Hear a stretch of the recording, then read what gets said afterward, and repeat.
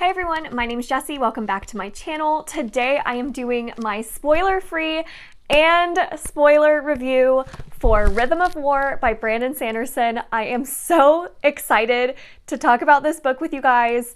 Just to give you all a heads up, if you don't know anything about Stormlight Archive, this is the fourth book in the Stormlight Archive series, so there will be spoilers for all three Stormlight Archive books leading up to this, and if there are other spoilers for other Cosmere related books, I will make sure to warn you before I talk about those, just to make sure that this is as spoiler-free as possible for the most amount of people. So if you haven't read Stormlight Archive, I implore you to do so. It is my favorite fantasy series that is out so far right now that I've read, so I can't recommend it enough. So without further ado, let's go ahead and get started. Starting with my ranking for this book in the Stormlight Archive series. So far, this actually is my favorite Stormlight book that I've read. It would go Rhythm of War, Way of Kings, Words of Radiance, and then Oathbringer. All four of these books I absolutely love. They are all top tier for me, but this one I think has taken the cake for my absolute favorite Stormlight book, and let me tell you why. So first of all, I want to start this spoiler-free portion of the review talking about characters, because this book felt to me so much more character driven and emotionally driven than really any other Stormlight book since Way of Kings. So if you recall, Way of Kings felt very character driven. It really didn't have too much plot and action happening versus Words of Radiance and Oathbringer that felt much more plot heavy. Sanderson always does a great job, in my opinion, of balancing characters and plot, but in some books you can tell which is the priority. Way of Kings was Caledon's book,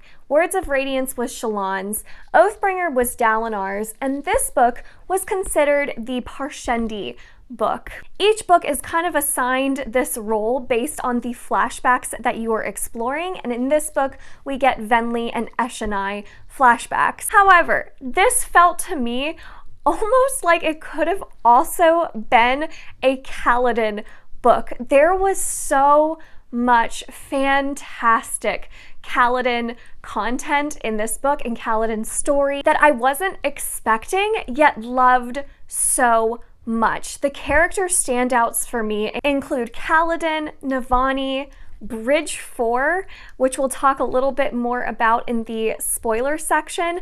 I also really enjoyed Shallan in this book, which we can also dive a little bit more into. So even though this was considered the Parshendi book, and I really enjoyed the Parshendi sections that we got, it really didn't overshadow the rest of our cast. I still felt like the rest of our cast had such great development in this story. There would be maybe one exception to this, which we can talk a little bit more about in the spoiler section, but overall, in general, I would say that our main cast had really great development. So characters for me and what they were going through, especially Caledon, is why I loved this story so much. It felt so emotional. I haven't really teared up at a Stormlight book before.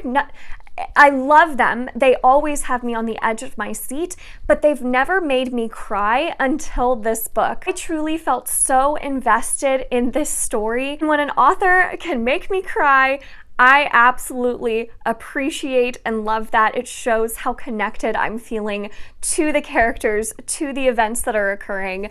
I absolutely love it. The other thing to discuss, keeping it as spoiler-free as possible, is additional world building that occurs. A lot of this has to do with the science behind the world, which can either be really interesting to some people or not quite as exciting. I personally loved diving deeper into the science behind Roshar and its magic system.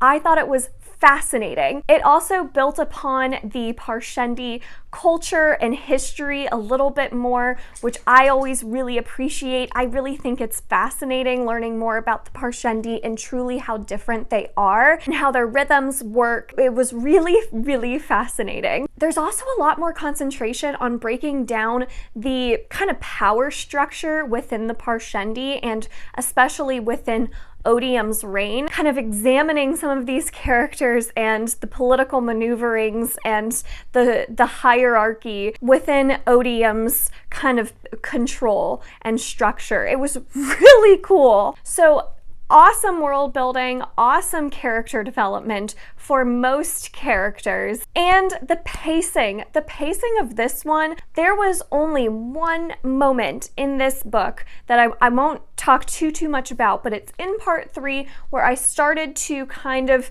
get a little bit bored. It was a little bit slower, a little more repetitious, and I'll talk about that in the spoiler section.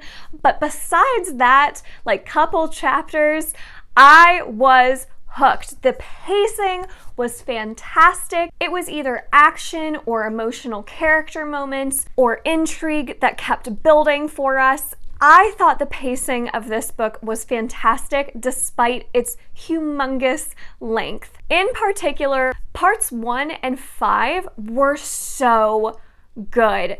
Part 1 and the way this book starts out, it starts out with high action right away. It almost felt like it was the conclusion of a previous book, but instead we got it right at the beginning of a Stormlight book, and that was really cool. Awesome fight scene, really important plot that was developing in the first part of this book, and then part 5 and all of the reveals that were being built up towards and hinted towards were fantastic. The other thing about this book compared to previous Stormlight books is a lot of the previous Stormlight books had heavy flashback scenes where a lot of the chapters we were going back in time to explore our characters' pasts. In this book, we do have flashbacks, but they're much shorter and much less frequent. So we don't have a ton of flashbacks bogging us down. We're really concentrating much more on the present day story and how that affects our characters versus building up those characters in the past. So that was really exciting and kept the pacing up. In addition, the interludes. Interludes in past Stormlight books, sometimes you'll get an interlude from a character you have no idea who they are, you've never seen them before, and this is the first time you're seeing them. The interludes in this book were so good. They were short, they were very short chapters, and they were always from characters that were really relevant to the story that was happening now. We got a Syl interlude, the Taravangian interludes were fantastic. So all of the interludes that we got were so good, and that also kept this pacing up in this book. So with the combination of just having an amazing beginning and ending, and also not having too many flashbacks and long interludes, I felt like this was the best paced Stormlight book. Again, this is all subjective because I've seen a lot of people complain about its pacing, but I personally loved it. I was invested pretty much like 95% of the time. Again, we'll talk about what didn't work in the spoiler section. So characters, world building, pacing, all outstanding for me. Combining all of those elements together is a lot of what makes this my favorite Stormlight book. But the last thing that I really want to say in the spoiler-free section is the themes of this book and this series as a whole. So in Stormlight, we realize right away from the first book that we have characters who don't necessarily deal with physical obstacles. They're physically strong characters like Caledon and Dalinar.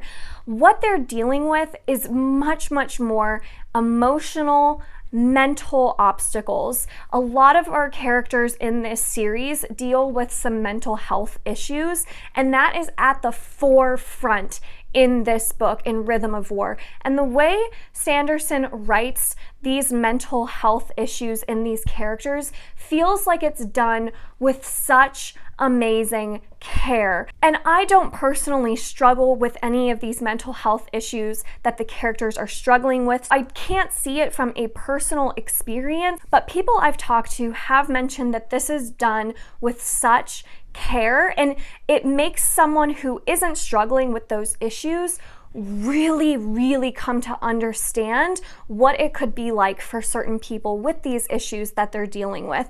And it just makes you feel so connected to these characters, and seeing how low these characters can get makes it so much more rewarding when they have their high moments. And that for me is what Stormlight Archive is really exploring and is really at the forefront of its themes, is mental health and how these characters can get so low and feel like they're failing so much, but that makes it so much more impactful and emotional when the characters succeed and have these highs. That was really some standout moments in this book, was the mental health representation. We'll talk about more specifics in the spoiler section, but kind of keeping it as spoiler-free as possible. I don't want to say too much else. I will say the ending for this book is also one of the strongest endings in Stormlight for me. I personally don't love huge epic battles in fantasy books. I have a hard time following and visualizing these huge epic battles that are occurring, which is why I think the Oathbringer ending didn't work quite as well for me as I would have hoped. It was just a little too much going on, yet some readers are going to love the scale and the scope of those battles and those endings. However, this ending, while it wasn't this huge epic battle with a ton of stuff going on, felt like a much quieter ending, more contained, yet it still had some of the most shocking and impactful twists of the entire series so far, which in my opinion makes it one of the strongest and most epic endings, not necessarily because of these huge battles, but because of these crazy twists and turns that we were getting and some of these character moments that we were getting. I loved it. I loved the ending for this book, and stick around for the epilogue because the epilogue will also blow your mind. That is all I want to say, completely spoiler free. I loved this book. I gave it obviously 5 out of 5 stars. It's fantastic. It's my favorite of the Stormlight books so far. Please go read it if you haven't already. And now I really want to talk about spoilers. So let's get into the spoiler section of this video. When I was talking about characters and how amazing I thought the character stories in this book were, I was really concentrating on Caledon and Nivani's story arc in this book. I thought it was so fantastic. First of all, starting with Caledon, he goes through so much in this book and really for me was the shining star of this book. His mental health is at an all-time low in this book. There are so many moments where Caledon is at his lowest that I've seen him in a really long time, despite him having all of these powers now and all of these people around him. And for me, Caledon's journey to the end was so fitting for his character from the moment that Dalinar releases him from duty, which I thought was a very emotional and impactful scene, to when Caledon decides that his next mission is going to be helping those who have mental health issues in the Urithru Tower. I thought that was the most perfect resolution for that character, of course, until the Fused invaded. The one thing with Caledon's story that slowed down a little bit for me, and this is where I was talking about a couple of pacing issues, the only time I felt myself becoming a little bored was when Caledon was sneaking around the tower, hiding from the pursuer. I got a little bored with Caledon constantly sneaking around, going into different rooms in the tower. It just went on a little too long for me, but that was quickly redeemed because the ending of part 3 and that well scene with Caledon in the well and losing Syl, that was all amazing. So it was only for like a couple chapters where I was like, oh my god, more Caledon sneaking around, really? And then it got good again and I was hooked again. So that was really the only part of this book that slowed down for me. The rest of it was fantastic. The moment I started really finding out that this was my favorite Stormlight book was the moment between Caledon and Wit. So when Caledon goes into the storm for the first time in this book and Wit puts him in a vision and tells him the story of the dog who wanted to be the dragon, that story that Wit told Caledon was so fantastic, and there are so many quotes that I could tab in that story. It just was so perfect for Caledon to have that moment with Wit. And then of course, when the emotions just started pouring out of me, I just started crying, was of course when Teft died and Caledon is there with Teft grieving and decides to go to the roof of Eurithru and jump. And just that whole jump scene, everything about it was so perfect. How that was his lowest moment in this whole series. Goes back all the way to Way of Kings when he stood at that chasm and debated whether or not he should jump. And this time he chose to jump. But then he gets into that vision and sees Tien, his brother, who tells him it's okay and has that huge moment with him. And that's when Caledon realizes the words for the 4th ideal. And my goodness, when he said those words for the 4th ideal, I lost it. I lost it. It was so perfect. That moment, that scene might be one of my favorites of the entire Stormlight series. It was perfect. So Caledon's story and development in this book was the best thing, my favorite thing about this book. It just was so good. It was so good. Now let's talk about Nivani though, because Nivani previously wasn't probably even in my top 5 favorite characters of this series, and now has easily come into that top 5. I think she might be right after Dalinar, Caledon, and Shallan is Nivani. And we got so much of her development even without flashbacks. And I've heard that a couple people would have preferred if we had Nivani flashbacks to feel even more connected to her character. But to be honest, I was so connected to her character even without the flashbacks.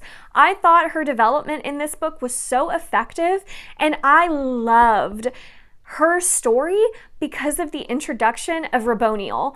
Raboniel was the most fantastic villain in the Stormlight archives so far. For me, this series has had a lot of antagonists that are bad, but our big evil has always been Odium, right? That's our big villain, and Odium, we know just a little bit about him, but Odium kind of comes across as a villain who's evil because he's evil. He wants to be evil because he's evil. So we've never had this really complex villain. Villains like Sadeas were fine, but it wasn't anything that stood out as like the most amazing villain in my mind. Very sympathetic or morally gray type villains. Raboniel finally provided that complex villain that I have been missing from Stormlight.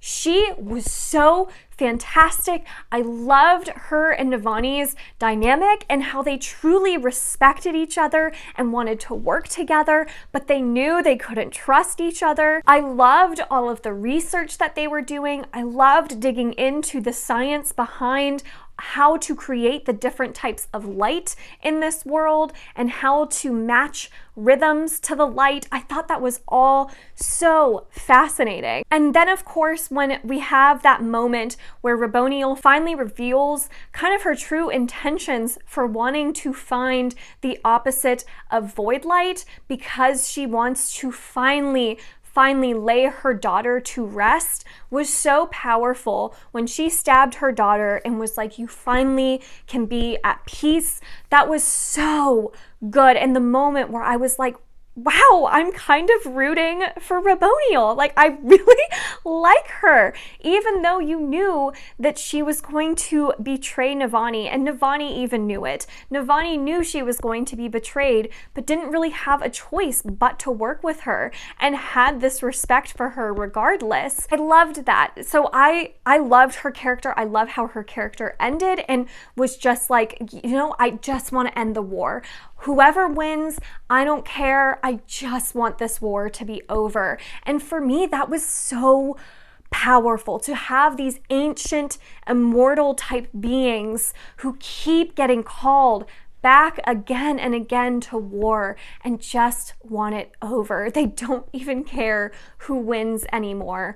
That was really a game changer for Stormlight and really opens up a lot more possibility for these fused and unmade characters that come in the future.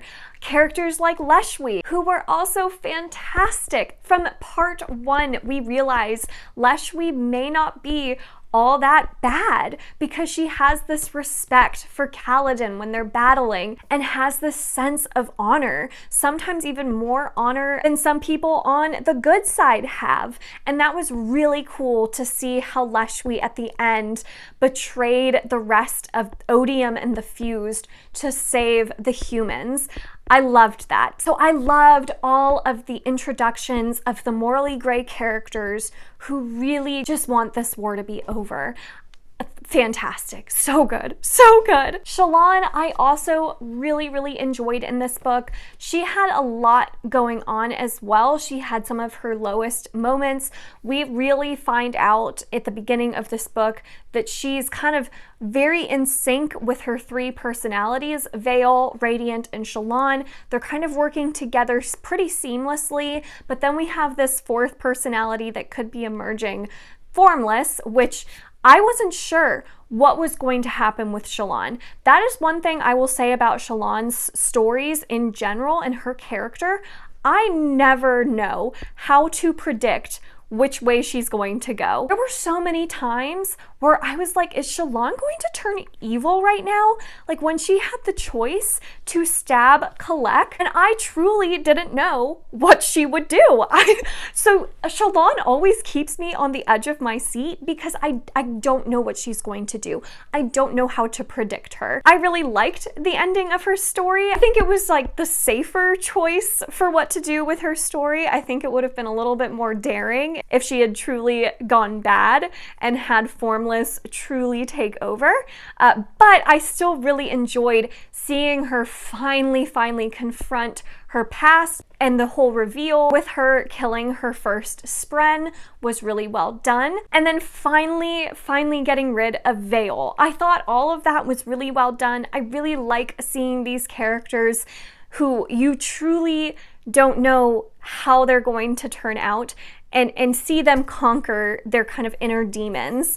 I love that. So I really liked the end of her story. I really liked her whole development throughout this book because I didn't know which way she was going to go. I didn't know if she was going to work with the Ghostbloods or not. And the whole Ghostblood story, what is going to happen with that? So lots to be discovered in future books for sure. The only characters I will say I wanted more of is of course Dalinar. Dalinar was my favorite from Oathbringer.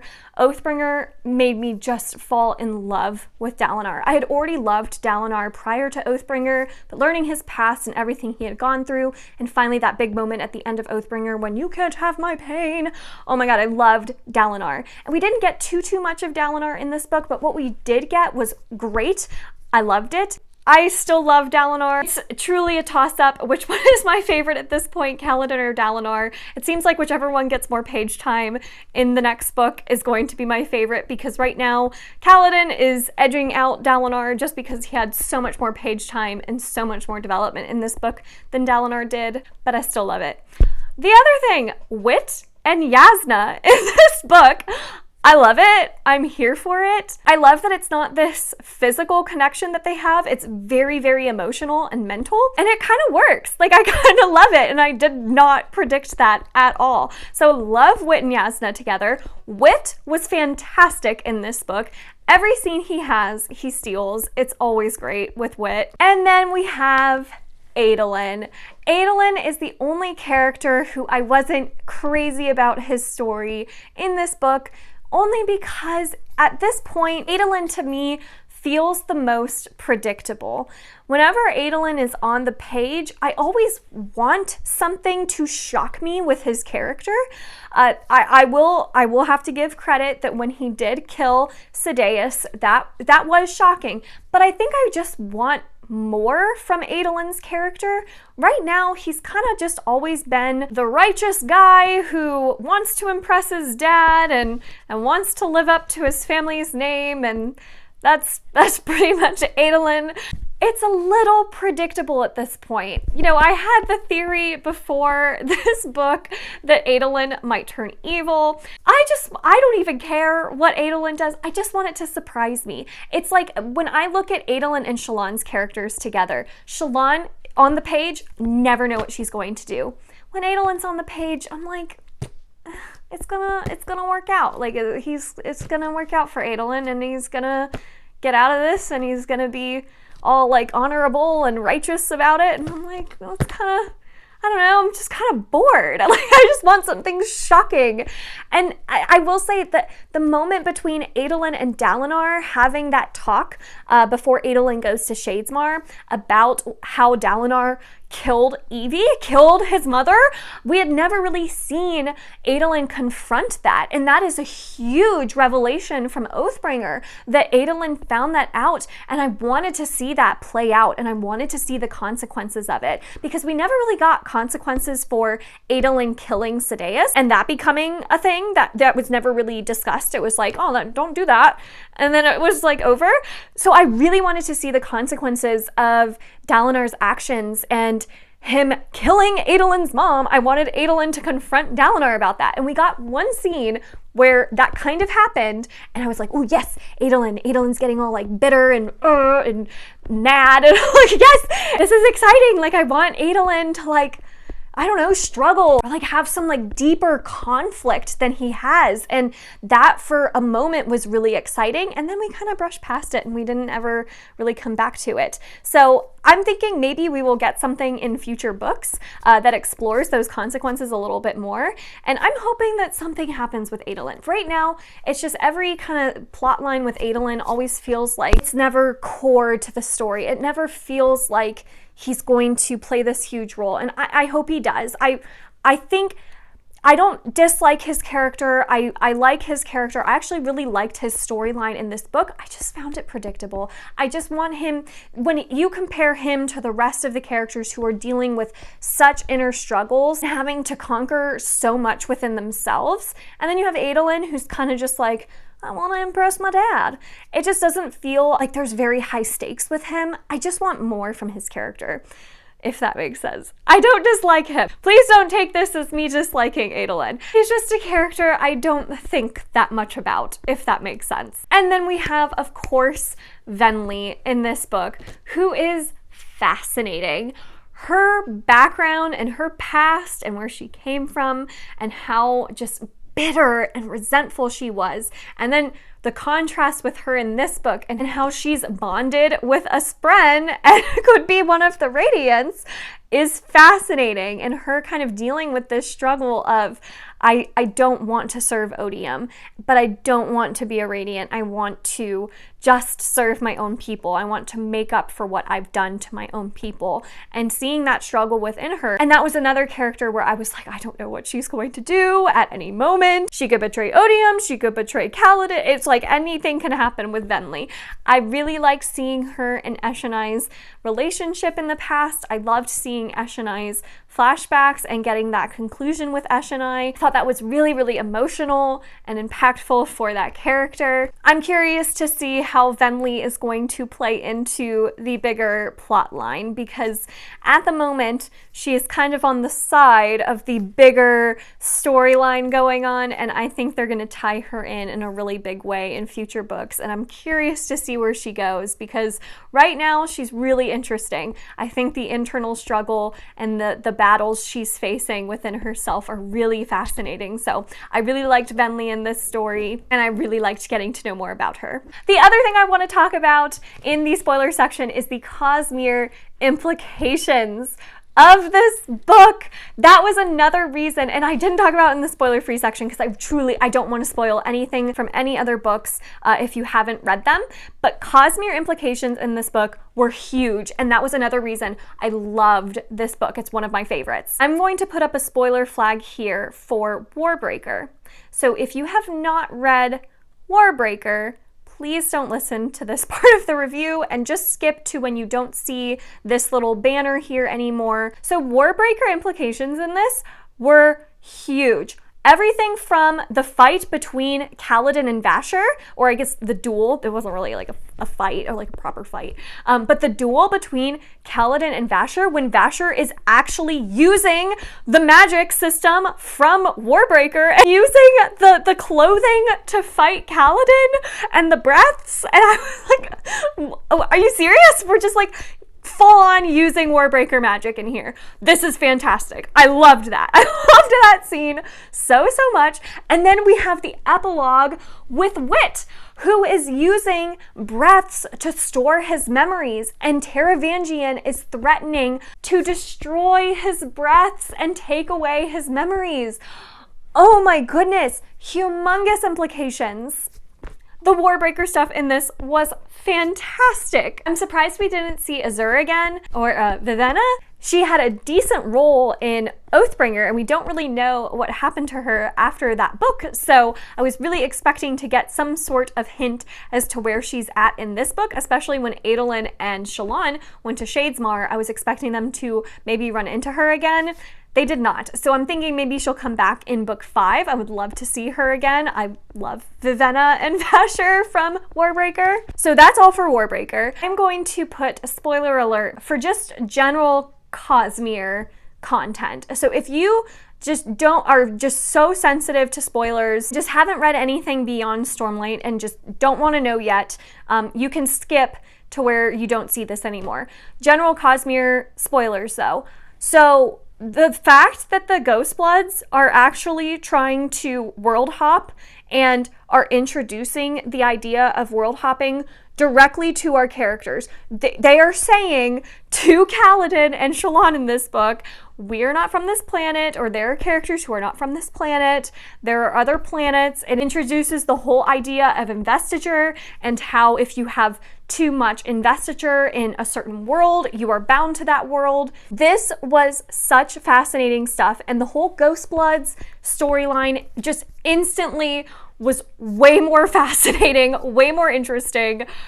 I like need to know what in the world is going on with the Ghostbloods. Like, are we eventually going to have just an Avengers Infinity War style Cosmere book where it's just going to be every Cosmere character in the same book? This is fantastic. I loved this stuff in this book so much. All of the Cosmere implications were so good. All right, enough about Cosmere stuff. The last thing I want to talk about is the ending of this book.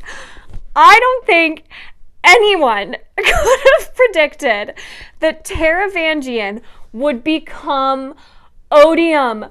This changes everything. Truly, I mean, we had a plan. Sort of, right? Because we knew that Odium would have to choose a champion, Dalinar would have to choose a champion, and they would battle it out, and whoever won. that might not be the case anymore, because Taravangian is a whole different character. This is a whole different monster to beat, because Taravangian, even though, Cultivation thinks he's more honorable and thinks he can handle the odium power, I don't think he can. I think he's gonna go full on evil. I don't know what's gonna happen, but this is fantastic. I mean, truly, it blew my mind. That was the best Stormlight twist and reveal for the whole series so far for me.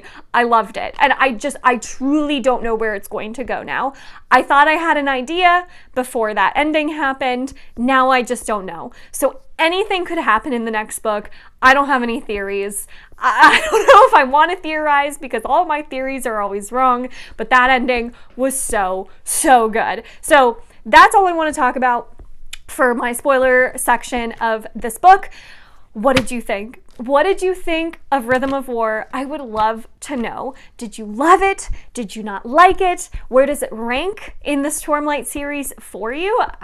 Leave those comments down below. I would love to chat with you guys about this book, because it was so good. If you are going to leave a comment with a spoiler in it, just make sure to mark it as such, mark it as spoilers. If you don't, I will have to delete your comment. I just really want to make sure that no one gets spoiled in the comments below. So definitely mark it as a spoiler, but let's discuss. I can't wait to talk about this book with you guys. It is so good. Thank you all so much for watching this video. If you enjoyed it, make sure to give it a thumbs up, subscribe, and I will see you all in my next one.